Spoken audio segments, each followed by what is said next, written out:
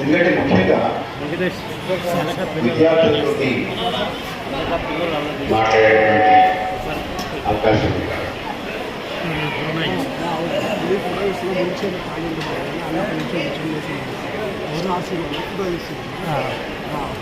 ఇవాళ మీరు 23వ రాష్ట్ర మహాసభలు జరుగుతున్నారు. 24వ మహాసభలు జరుగుతాయా లేదా అని మనందరం కాస్త కంప్లీట్గా ఆలోచించాను. నేను నిన్న ఒక మిత్రుడు అన్నాను, రేపు ఖమ్మం వెళ్తున్నాను, పీడిఎస్యు రాష్ట్ర మహాసభలకి నన్ను ఆహ్వానించారు. ఆయన వెంటనే ఒక ప్రశ్న అడిగాడు, పీడిఎస్యు ఇంకా బ్యాన్ అవ్వలేదా?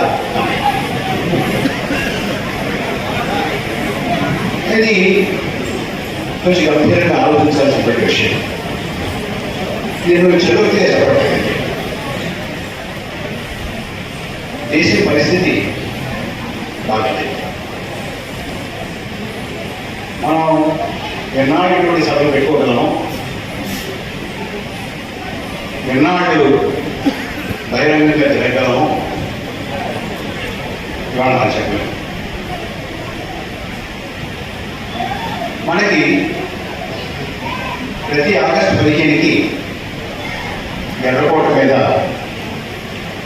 త్రివర్ణ పతాకం ఎగరేస్తూ చూస్తూ ఉన్నాం. ఎన్నాళ్ళు త్రివర్ణ పతాకం ఎదుర్కొంటుంది అనేది ఇవాళ ఒక ప్రశ్న కావాలి. మనం కనుక ఇలాగే వదిలేస్తే 24వ రాష్ట్ర మహాసభలో ఎర్రకోట మీద త్రివర్ణ పతాకం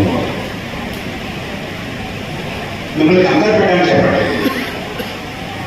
వాస్తవంగా దేశంలో ఉన్నటువంటి పరిస్థితి చాలా గంభీరంగా ఉంది.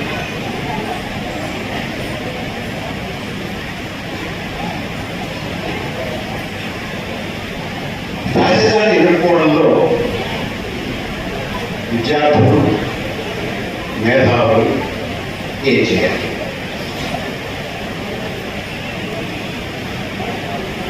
విచిత్రం ఏంటంటే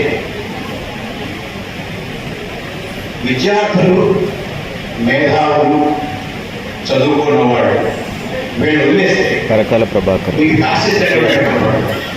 ఖమ్మం భక్తరామదాస్ కళాక్షేత్రం, తెలంగాణ రాష్ట్ర 7వ మహాసభ బాగా చదువుకున్న వాళ్ళను, బాగా మేధావులు అనుకున్న వాళ్ళను ఉన్నారు.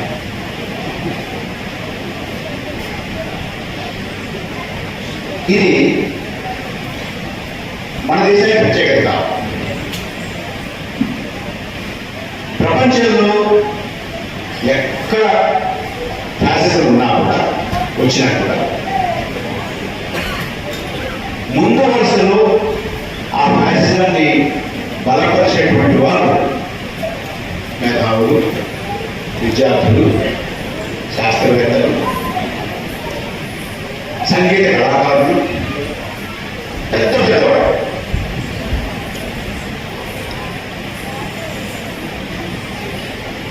మీకు తెలిసే ఉంటుంది, కానీ ఒకసారి మీరు గుర్తు చేస్తాను. జర్మనీలో ఫ్యాసిజం వచ్చింది. జర్మనీలో ఫ్యాసిజం వచ్చే నాటికి జర్మనీలో ఉన్నటువంటి విశ్వవిద్యాలయాలు ప్రపంచంలోకెల్లా ప్రసిద్ధికెక్కిన విశ్వవిద్యాలయాలు, జర్మనీలో ఉన్నటువంటి విశ్వవిద్యాలయాన్ని మించి ప్రపంచంలో ప్రతిష్ట కలిగినటువంటి విశ్వవిద్యాలయాలు మరి ఏ దేశంలో ఉంటాయి?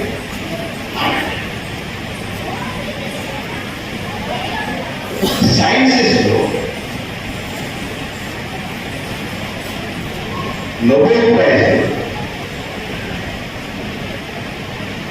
జర్మనీకి ఆ రోజుల్లో దాదాపు 25% వచ్చేది. అమెరికాకి, ఇంగ్లాండ్కి, ఫ్రాన్స్కి, మిగతా దేశాలకి 6%, 7%, 8%, 11%, 10% అట్లా వచ్చాయి.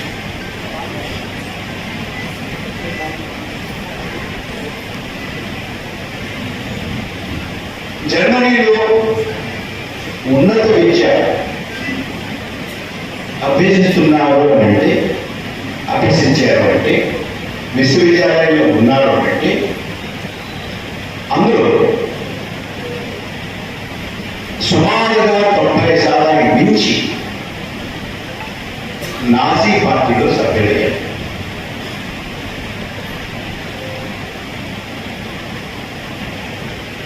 నాజీ పార్టీ సభ్యత్వాన్ని చూస్తే ఓవర్వెల్మింగ్ మెజారిటీ, సుమారుగా 80-95% నాజీ పార్టీ సభ్యుల్లో బాగా చదువుకున్న వాళ్ళు ఎక్కువ మంది బాగా చదువుకుంటారు. మామూలు చదువుకుంటారు, బాగా చదువుకుంటారు.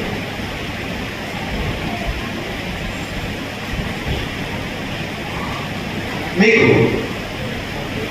ఆవేళ జర్మనీలో నాజీ పార్టీ సభ్యులు సుమారుగా 80 లక్షలు పార్టీ సభ్యులు. కానీ నాజీ పార్టీ నడిచింది, నాజీ పార్టీ చేసినటువంటి అకృత్యాలు, దుష్కృత్యాలు ఇవి కేవలం పార్టీ సభ్యులే కాదు, పార్టీకి అనుబంధంగా ఉన్నటువంటి ఫ్రంట్ ఆర్గనైజేషన్స్ ఉంటాయి, ఆ సభ్యులు ఎక్కువ. అందులో ఆశ్చర్యం ఏంటంటే కార్మిక సంఘాలు నాజీ పార్టీకి అనుబంధంగా ఉన్నటువంటి కార్మిక సంఘాల సభ్యత్వం 2.5 కోట్లు.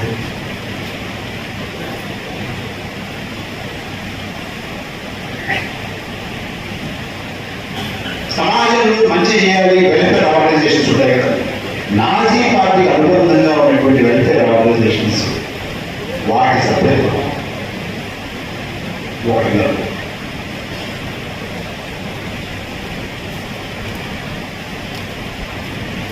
జర్మనీలో ఆవేళ ప్రాక్టీస్ చేస్తున్నటువంటి న్యాయవాదుల్లో 90% మంది నాజీ పార్టీకి అనుబంధంగా ఉన్నటువంటి సంస్థల సభ్యులు.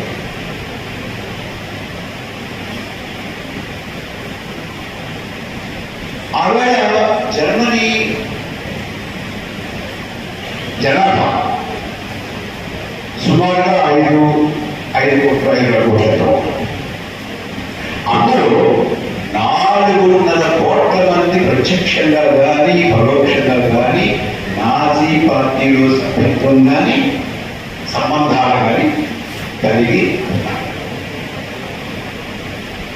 అంటే సమాజం మొత్తాన్ని కబళించడం అంటే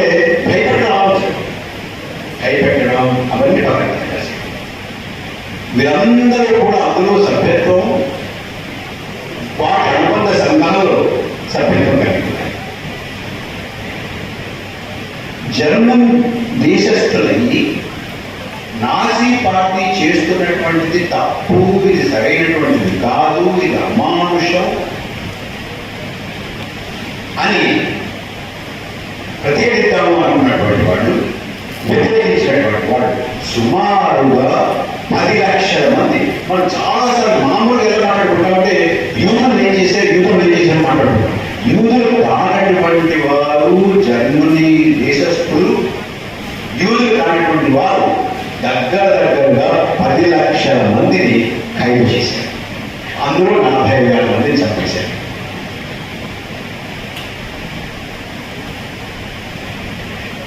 ఇవాళ మనం చుట్టూ ఏర్పడుతున్నటువంటి అడుగుకుంటున్నటువంటి వాతావరణం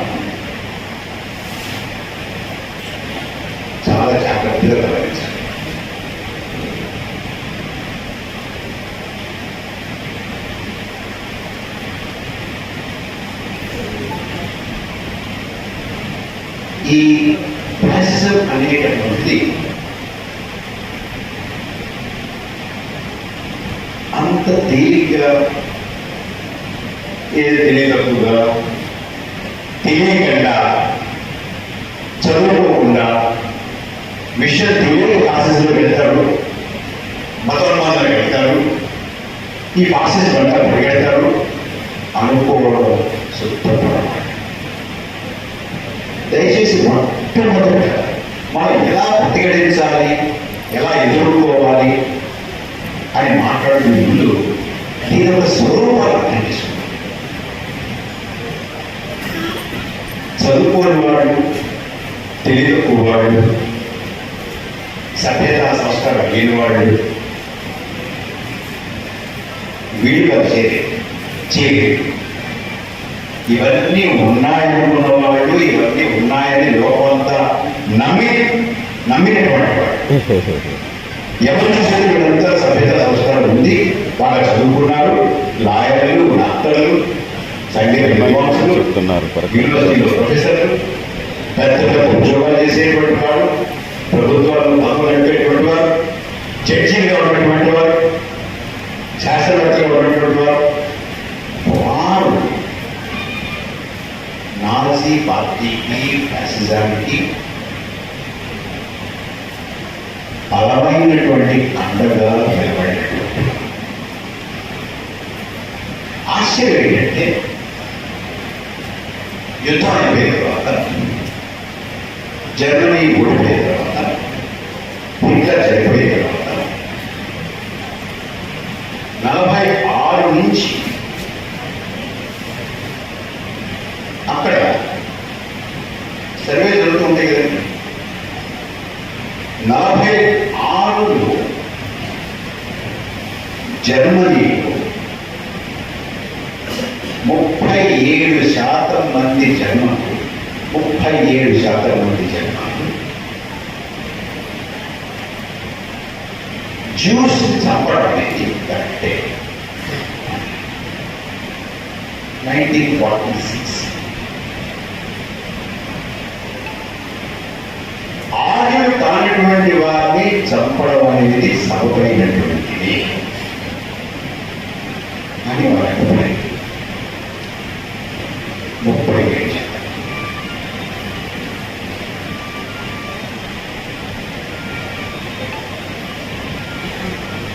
అప్పుడప్పుడే కదా అనుకోవచ్చు.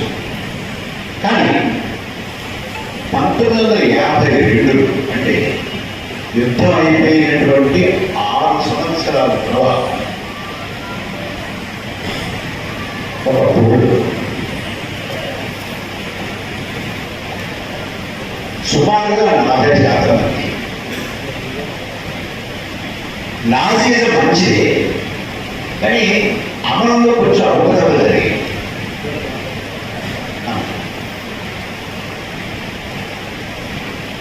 నాజీజం మంచిదే, ఫిలాసఫీ మంచిదే, కానీ సరిగా అమలు చేయలేదు అని 52లో 6 సంవత్సరాల తర్వాత సుమారుగా 40% మంది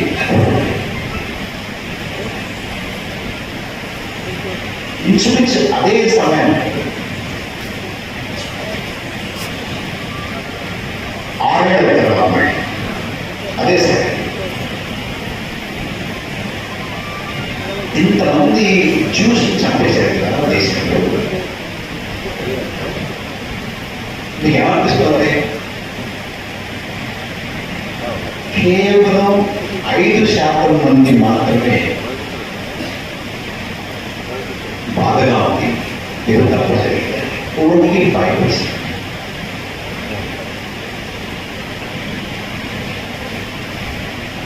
ఇదంతా మీకు ఎందుకు చెప్పాడంటే, ఇది బలహీనమైనటువంటి పోరాటం, చాలా బలమైనటువంటి పోరాటం. పట్టుకోవాలంటే వదిలిపెట్టేటువంటి పోరాటం. పట్టుకోవాలంటే పట్టుకోవడం కూడా దేని, ఎందుకంటే విద్వేషం మీద ఆధారపడి ఇతని ద్వేషించండి అని చెప్పడం తెలియదు. ఇతను మనవాడే మంచివాడే అని చెప్పడం కష్టం. అంచేత ఇవాళ వాళ్ళు ఎదుర్కొంటున్నటువంటి ఈ విషయం చాలా బలమైనది, చాలా ప్రమాదకరమైనది. మీరు కొంతమంది చదివి ఉంటారు.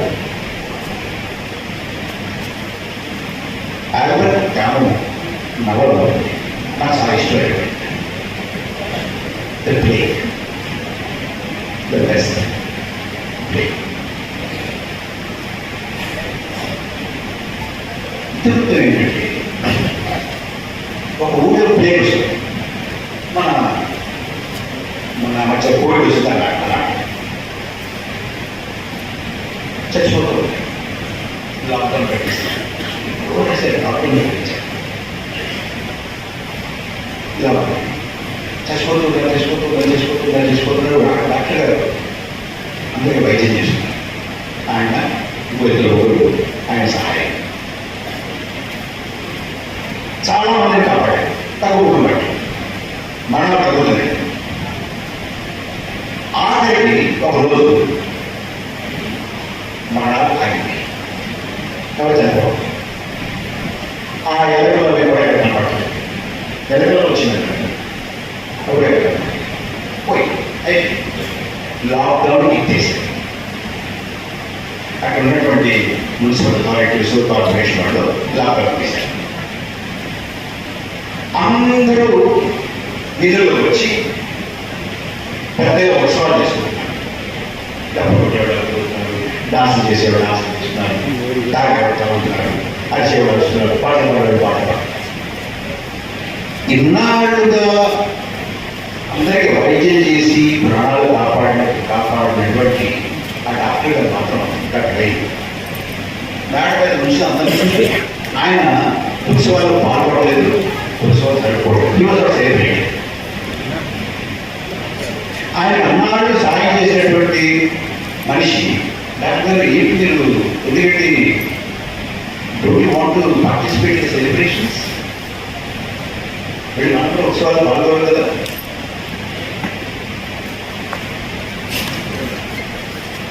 డాక్టర్ నీవు అని ఏమంటే ఈ ప్లేగ్ ఉంది చూడు, అది చచ్చిపోతుంది. అది ఎప్పుడో ఉంటుంది.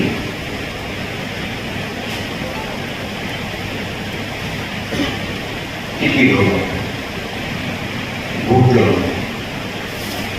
వాష్ బేసిన్ దగ్గర, స్టవ్ కింద, బాత్రూంలో, గోడ మీద, ఫోటోల వెనకాలలో ఎక్కడ ఉంటుంది. అది అనుకూలమైన పరిస్థితులు రాగానే మళ్ళీ విజృంభిస్తుంది. దానికి ఒక బలమైనటువంటి గుణం ఉంది. అది వేచి చూడాలి.